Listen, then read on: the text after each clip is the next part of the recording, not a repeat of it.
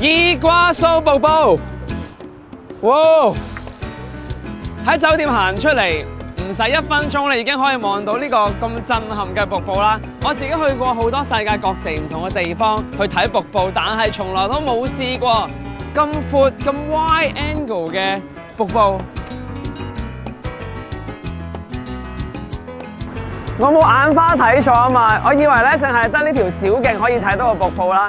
原來佢中間咧起咗條橋嘅嘢，可以行到出去咧瀑布嘅最邊位啊！陣間大家要 get ready 咧，係會全身濕晒嘅，因為喺個瀑布中間咧真係好多水花㗎。尼瓜拉瓜啊，唔係伊瓜蘇瀑布，我自己開心到咧都講錯晒。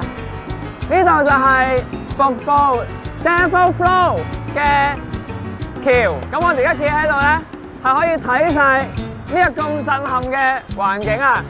呢度就係 Devil Flows 嘅中心位置，下面已經係瀑布嘅